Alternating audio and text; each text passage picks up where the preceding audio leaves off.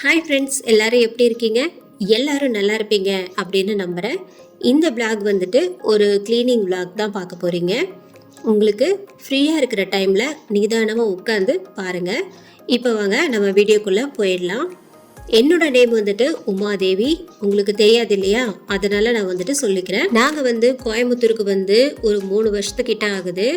பசங்களே வந்துட்டு இங்கேயே ஸ்கூலில் சேர்த்தாச்சு. அப்புறம் அவருக்கு வந்து 5-6 வருஷமாக இதே ஊரில் தான் வந்துட்டு இருக்கார். வேறு வழி இல்லை, சரி தனித்தனியாக இருக்க வேண்டாமே அப்படின்னு சொல்லிட்டு தான் அவரை எங்களையும் வந்துட்டு இங்கேயே கூட்டிகிட்டு வந்துட்டாங்க. ஆனால் இங்கே வந்ததுக்கப்புறம் தான் தெரியுது எவ்வளோ தண்ணி பிரச்சனை இருக்குது அப்படின்ட்டு. அங்கெல்லாம் சென்னை பக்கம்லாம் பார்த்திங்கன்னா தண்ணி பிரச்சனை அவ்வளோவா இருக்காது. சென்னைனா சென்னை கிடையாது, சென்னை அவுட்டரில் வந்துட்டு நாங்கள் இருந்தோம். அங்கெல்லாம் தண்ணி பிரச்சனை வந்துட்டு அவ்வளோவா கிடையாது. ஆனால் இங்கே வந்து பார்த்தா குடிக்கிற தண்ணிக்கு ரொம்பவுமே வந்துட்டு கஷ்டம். வாரத்தில் ஒரு நாள் தான் வந்துட்டு தண்ணி விடுறாங்க. இங்கே வந்து பார்த்ததுக்கப்புறம் தான் தண்ணி கஷ்டம்னா என்னன்னே வந்துட்டு எனக்கு தெரியுது. நான் வந்து இதுக்கு முன்னாடி ஒரு சேனல் ஒன்று ஓப்பன் பண்ணியிருந்தேன். அங்கே சென்னையில் இருக்கும்போதே ஓப்பன் பண்ணியிருந்தேன் கொரோனா டைமில். ஆனால் அது அவ்வளோவா வந்துட்டு போகலை, வியூவர்ஸும் போகலை, சப்ஸ்கிரைபரும் வந்துட்டு அவ்வளோவா வரல. என்னோடய சேனலும் வந்துட்டு அவ்வளோவா வந்துட்டு போகலைன்ட்டு அந்த சேனலை விட்டுட்டு தான் நான் இந்த சேனல் வந்துட்டு ஓப்பன் பண்ணியிருக்கேன். சரி இதாவது நல்லா போகும் அப்படின்ற ஒரு நம்பிக்கையில் தான் ஓப்பன் பண்ணியிருக்கேன். எல்லாருக்குமே வந்து நம்பிக்கை தானே வாழ்க்கை. அதனால தான் வந்துட்டு இந்த சேனல் ஓப்பன் பண்ணேன். இது கண்டிப்பாக ஒரு சக்ஸஸ்ஃபுல்லாக வரும் அப்படின்ட்டு தான் இதுக்காக வந்து நான் டைம் எடுத்து வீடியோ போட்டுட்ருக்கேன். நான் வீடியோ எடுக்க ஸ்டார்ட் பண்ணுறப்போ அம்மா வந்துட்டு ஃபோன் பண்ணிட்டாங்க. எப்போவுமே பார்த்தீங்கன்னா 1 மணி நேரம் 1.5 மணி நேரம் பேசுவாங்க. அதனால் வேறு வழி இல்லாமல் சொல்லிவிட்டு ஃபோனை எடுத்துட்டேன். எப்படி பார்த்தாலும் ஒரு அரை மணி நேரத்துக்கிட்ட பேசிகிட்டே இருந்தாங்க.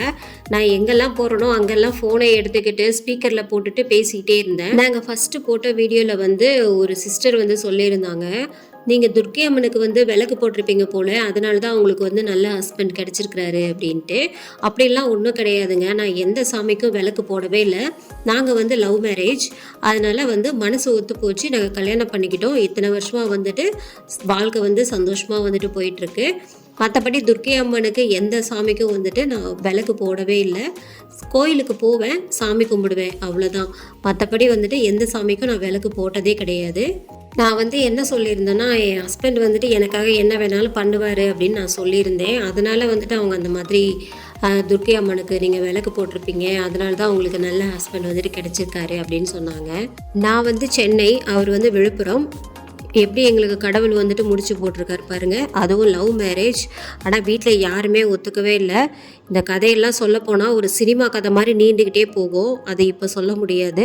ஆனால் கல்யாணம் ஆகி இத்தனை வருஷத்தில் நாங்கள் வந்து தனியாக தான் இருக்கோம். எங்களுக்கு வந்துட்டு யாருமே சப்போர்ட் கிடையாது. எல்லோரும் பேசுவாங்க வைப்பாங்க, எங்கள் மாமியாரும் ஃபோன் பண்ணுவாங்க, பேசுவாங்க, நேர்லேயும் வருவாங்க. ஆனால் எந்த விதமான சப்போர்ட் வந்துட்டு எதுவுமே கிடையாது. எங்கள் வீட்டுக்காருக்கு இப்போ வரைக்கும் ஒரு துரும்ப கூட கிள்ளி போட்டது கிடையாது. சொல்லப்போனால் நிறையா இந்த மாதிரி வந்துட்டு சொல்லிக்கிட்டே போகலாம். சரி வீடியோனால தான் எதுவும் சொல்ல விரும்பலை.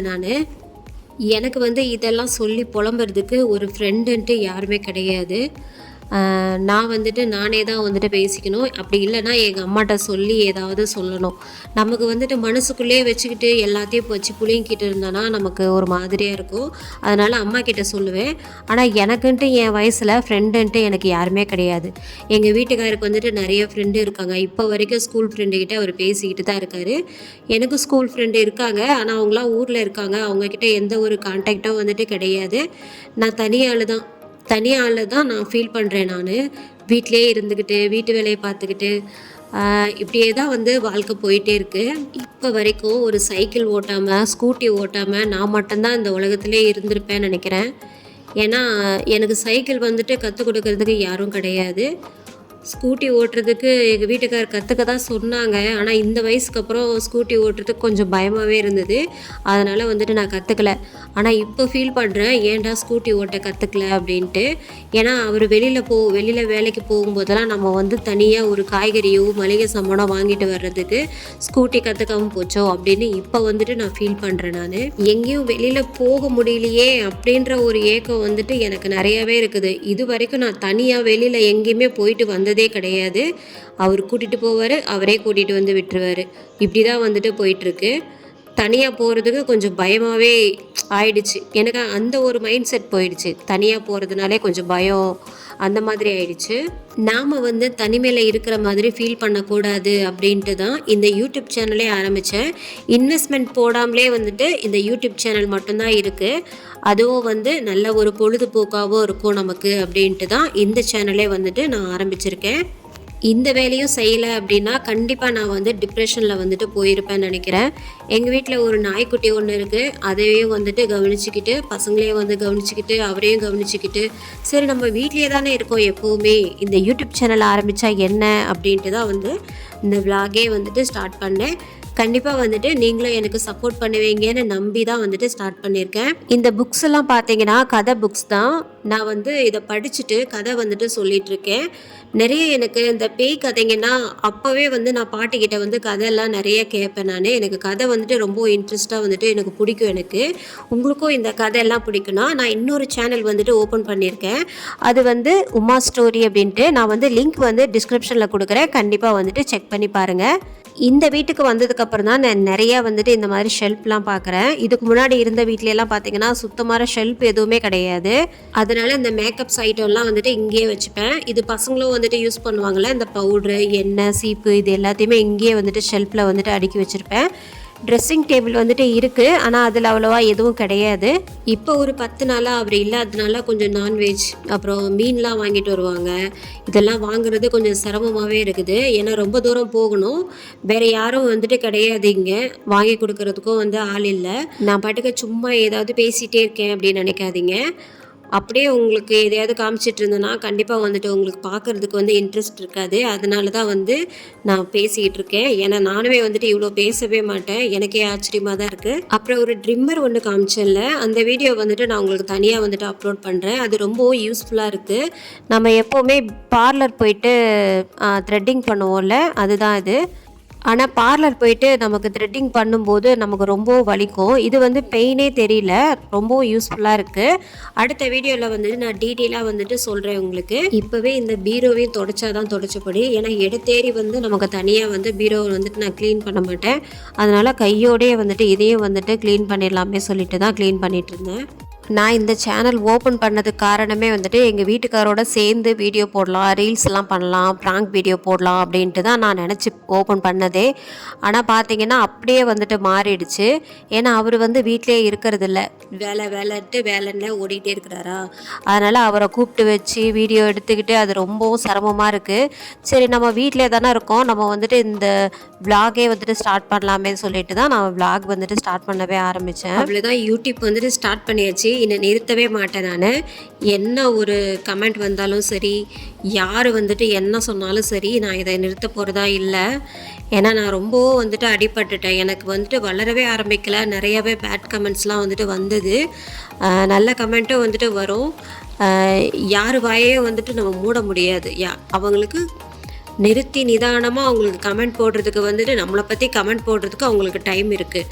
நமக்கு வந்துட்டு அதுக்கெல்லாம் டைம் இல்லை. நம்ம வந்து எதையுமே கண்டு காணாமல் நம்ம பாட்டுக்கு நம்ம வேலையை மட்டும் பார்த்துக்கிட்டு போனோம் அப்படின்னா நமக்கு வெற்றி வந்துட்டு கண்டிப்பாக ஒரு நாள் நிச்சயம் உண்டு. எனக்கு வந்து வேலைக்கு போகணுன்னு ரொம்ப நாள் ஆசை. ஆனால் வேலைக்கு தான் போக முடியாது.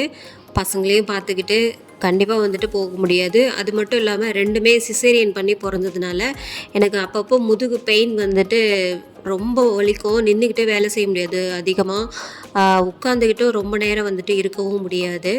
இத்தனை வருஷமாக அப்படியே வீட்லேயே வந்துட்டு நாளை தள்ளியாச்சு.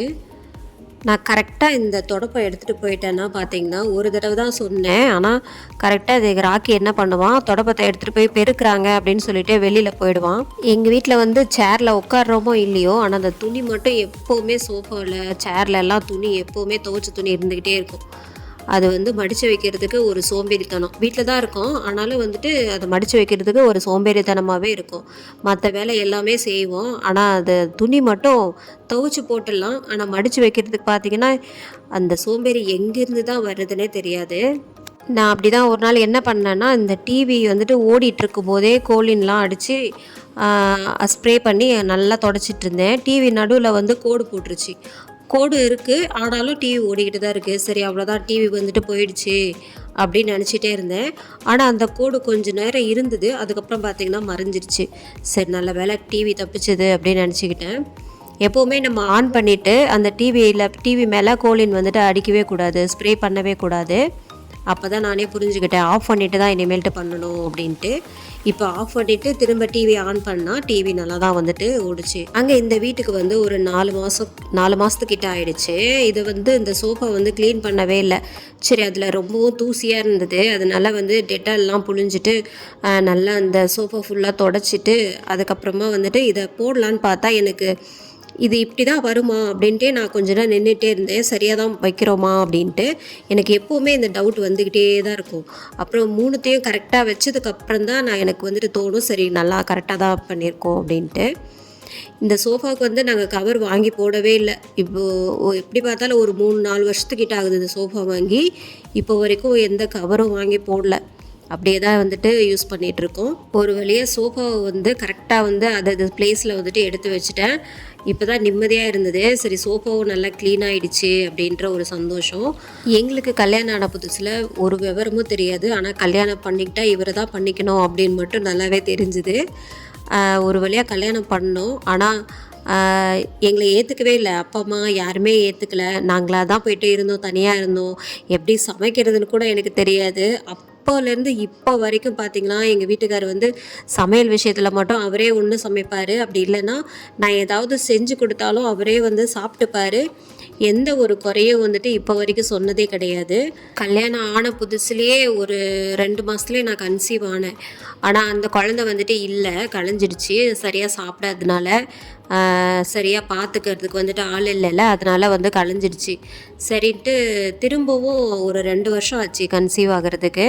ஃபஸ்ட்டு அபார்ஷன் ஆனாலே வந்துட்டு சில பேருக்கு வந்துட்டு தங்கவே தங்காது அப்படின்னு டாக்டர் வந்துட்டு சொல்லியிருக்காங்க. எனக்குமே பார்த்திங்கன்னா அந்த மாதிரி தங்கவே இல்லை.